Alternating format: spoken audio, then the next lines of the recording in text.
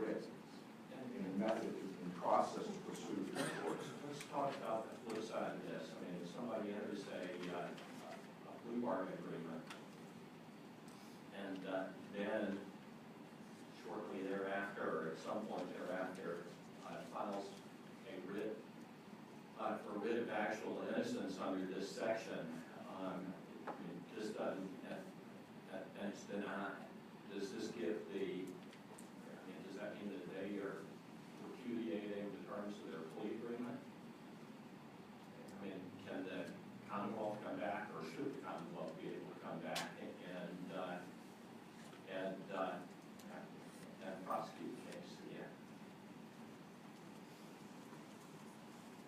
I'm not familiar with that fact scenario, Mr. Chairman, but the fact scenario that happens every day in court is individuals who plead guilty pursuant to a plea agreement, they're charged with the class 1 and 2 felony, and They accept the terms.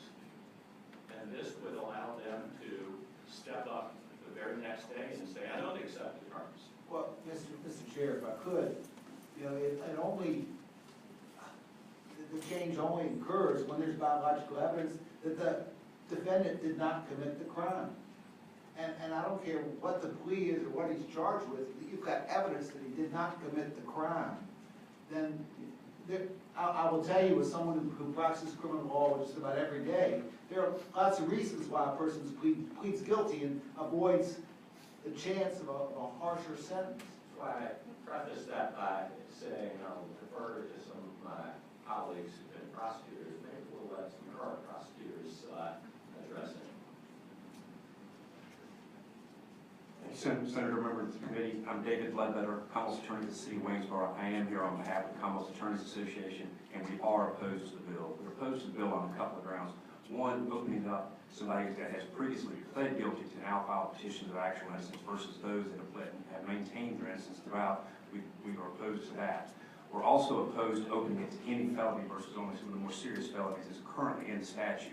Particularly in light, you can have, also as to the timing, there's no restriction on time that can come back. It may be files that we no longer have. We only retain a felony file for 10 years. You can have a challenge to the burglary case I closed out 15 years ago, destroyed the file 5 years ago. I have no transcript, I have no other police reports, I have nothing, and now they come back and file these challenges. So based upon how I would submit to you that it broadens the universe very greatly. All right. Any questions? Anybody else wish to speak to this? Is there a motion? Move to report. I'm sorry, I hear competing motions out of both of my ears. Senator Deeds. Mr. Chair, I move the report. Second. It's been moved and seconded that the bill be reported. There's a substitute motion properly seconded to pass the bill by indefinitely. Mr. Chairman, speaking to the motion, I would urge that we not pass this by indefinitely, but we're talking about people who have been proven to be innocent. The biology, the DNA, everything says they didn't do the crime. So why does it matter when you're looking at justice whether or not they pled guilty or didn't plead guilty, or what else happened? We know they're innocent. Clerk will call roll on motion to pass the bill by indefinitely. Senator Zaslow. Senator Norman. Senator Howell. No. Senator Lucas. No. Senator Edwards. Senator McDougal. Senator Stewart. Senator Stanley. Senator Reeves. No. Senator Chapin. Senator Deeds. Senator Sturdivant. No. Senator Peterson. No. Senator Peake. Yes. Senator Obenshain. Yes.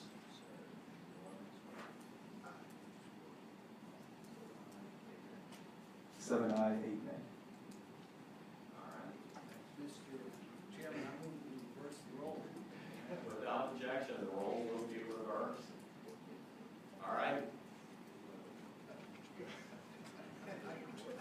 Have fun for the rest of the session.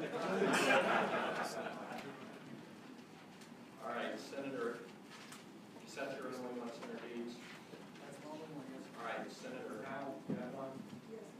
Yes, Yes, Mr. Chairman, I have 1352.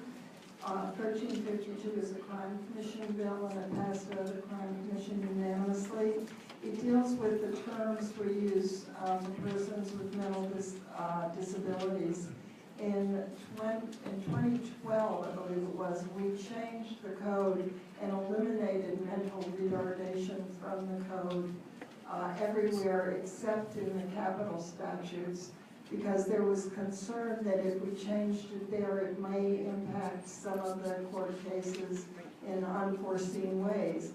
Since then, in 2014, the U.S. Supreme Court itself has started using the term mental disabilities and has made it very clear that the comparable terms. And so that's why we're changing it in capital statute. Thank you, Senator Howell.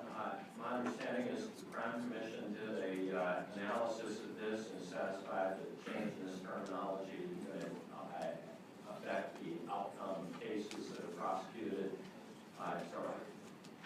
That's correct, Senator. All right. Any questions by members of the committee? Anybody in the audience? Senator Stewart? I'm just curious how much it's going to cost us to replace all the Virginia code.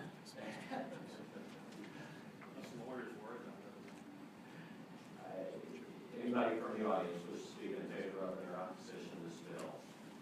Is there a motion? It's been moved properly seconded to report the bill. All in favor, signify by saying aye. Aye. All opposed?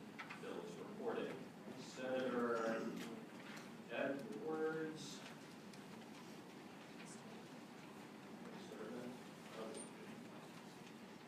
Senator Edwards and then Senator Sturman. 1188.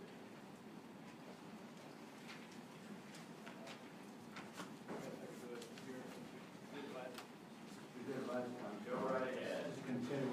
What this does, Mr. Chairman, is to remove the requirement that a person's driver's license be suspended for non-payment of fines and costs.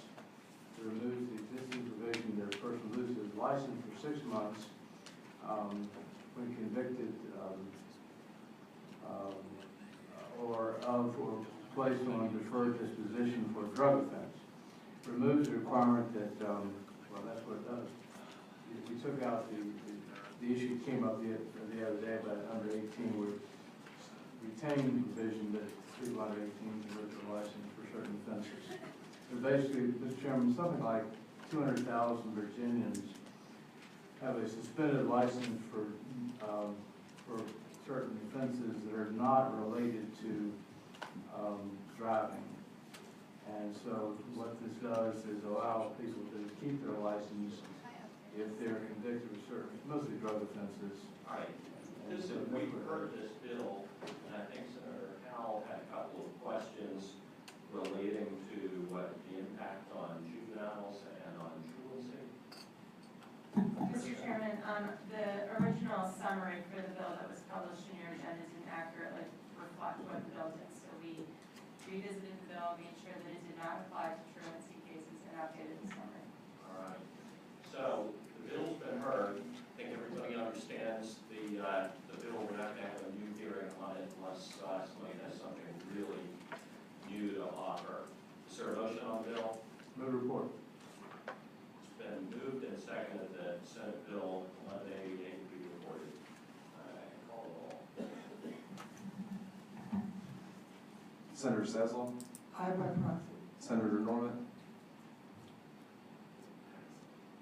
Senator Howell, Senator Lucas, Senator Edwards, Senator McDougal,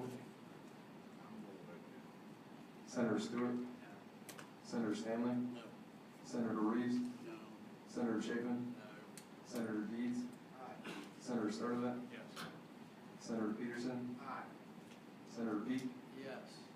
Senator Obenshain,